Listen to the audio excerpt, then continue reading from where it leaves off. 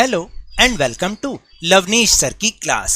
आज की ये शिक्षा निदेशालय राष्ट्रीय राजधानी क्षेत्र दिल्ली की वर्कशीट नंबर 5 जो कि कक्षा 7वीं के विद्यार्थियों के लिए है। यह ली गई है सामाजिक विज्ञान के भूगोल विषय से और आज इसमें हम जिस विषय उपविषय की चर्चा करेंगे उसका नाम है पर्यावरण। पर्यावरण आखिर क्या होता है पर्यावरण? तो चलिए बिना समय गवाए शुरुआत करते हैं मेरे साथ और समझने की कोशिश करते हैं। लंबी छुट्टियों के बाद जब रवि स्कूल जा रहा था तब उसने देखा कि उसके स्कूल के निकट के खेल के मैदान में खुदाई हो गई थी। वही एक मैदान उनके लिए खेलने के लिए वहां पर था। लोगों ने बताया कि वहां अनेक घरों वाली एक बड़ी इमारत बनेगी। जब रवि को समझ में आया कि मुलायम घास, गेंदे के फूल एवं तितलियों वाला विशाल मैदान अब हमेशा के लिए नष्ट हो चुका है तो उसकी आंखों में आंसू छलकने लगे। उसने यह बात अपने सहपाठियों को बताई। सुबह की सभा में प्रधानाचार्य ने भी बहुत उदासी से कहा, देखो कैसे हमारा पर्यावरण बदल रहा है। कक्षा में पहुंचकर रवि ने अपने शिक्षक से पूछा, पर्यावरण क्या है? जो कुछ भी आप अपने आसपास देखते हो ना, शिक्षक ने बताया। तो शिक्षक ने कहा कि जो कुछ भी आपके चारों ओर है, अपने आसपास आप जो देखते हो वही पर्यावरण है। रवि कहने लगा, तो इसका अर्थ है कि स्कूल, भवन, मेज, कक्षा में रखी कुर्सियां, यहां तक कि खुला मैदान, सड़क, कूड़ा करकट, मेरे ये दोस्त, ये सभी हमारे पर्यावरण के अंग हैं।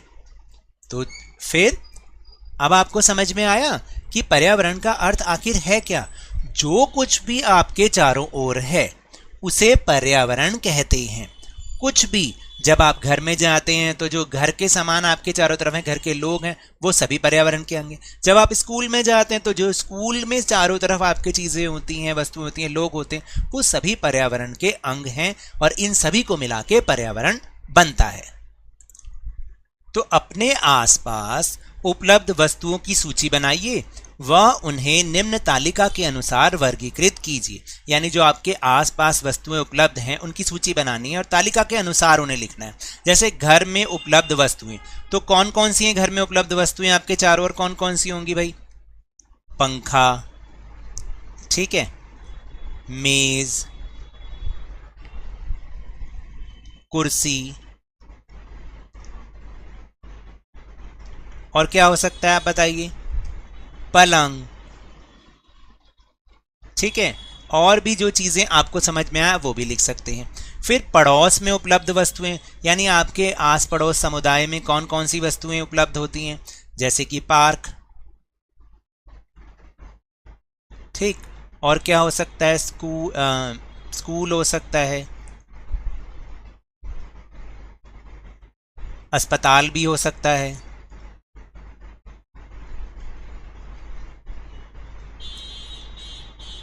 और फिर विद्यालय में उपलब्ध कौन कौन सी वस्तुएं हो सकती हैं, जैसे कि डेस्क,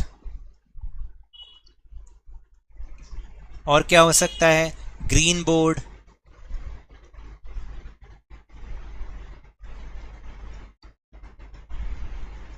पेड़ होते हैं ना, आपके स्कूल में भी जरूर होंगे। और क्या हो सकता है?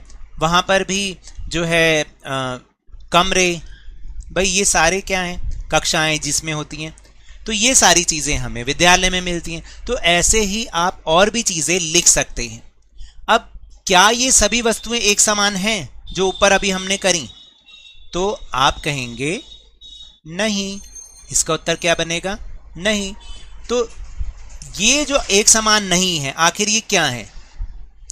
तो ये हैं जीवीय वस्तुएं, यानी सजीव प्राणियों का संसार, जैसे पेड़ पौधे एवं जीव जंतु, और एक अजीवीय जो निर्जीव पदार्थों का संसार है, जैसे स्थल, सड़क, कुर्सी, मेज इत्यादि। तो अब आप समझे कि इनको हम दो भागों में बांट सकते हैं। एक तो जीवीय सामान जिसमें कि पेड़ पौधे आ गए, जीव जंतु आ गए, और निर्जीवीय या अजीवीय जिसमें स्थल और सड़क, मिट्टी ये सब चीजें आ गई। तो किसी भी जीवित प्राणी के चारों ओर पाए जाने वाले लोग, स्थान, वस्तुएं एवं प्रकृति को पर्यावरण कहते हैं। तो अब आप समझे कि पर्यावरण किसे कहते हैं कि जीवित प्राणी के चारों ओर पाए जाने वाले लोग, स्थान, वस्तुएं और आसपास की जो भी प्रकृति है उसको हम पर्यावरण कहते हैं। यह प्राकृतिक एवं मानव निर्मित परिघटनाओं का मिश्रण है, यानी इसमें प्राकृतिक चीजें भी शामिल हैं और मानव निर्मित यानी जो मनुष्य ने बनाई हैं वो चीजें भी शामिल हैं। प्राकृतिक पर्यावरण में पृथ्वी पर पाई जाने वाली जीवीय और अजीवीय दोनों परिस्थितियां सम्मिलित हैं। तो प्राकृतिक पर्यावरण में देखिए जीवीय भी होते हैं और अजीवीय भी, दोनों शामिल होते हैं। अब ये प्राकृतिक पर्यावरण बनता कैसे है, किन किन चीजों को मिला के बनता है?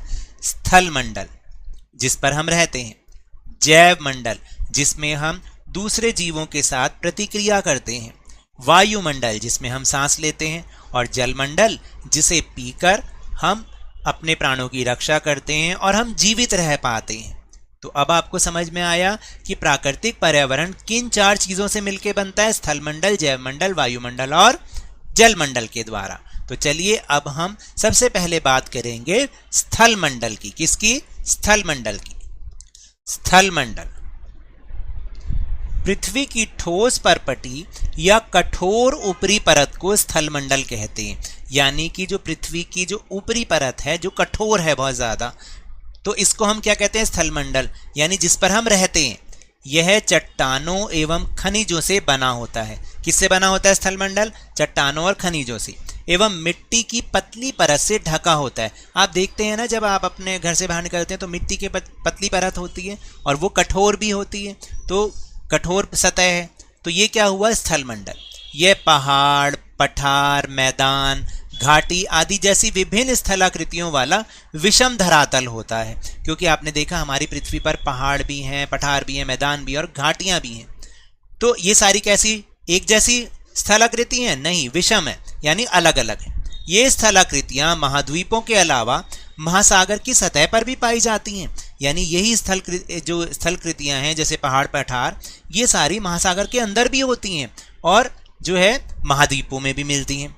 तो स्थल मंडल वह क्षेत्र है जो हमें वन, कृषि एवं मानव बस्तियों के लिए भूमि, पशुओं को चरने के लिए घास स्थल प्रदान करता है। अब आपको समझ में आया कि स्थल मंडल कहते किसे हैं?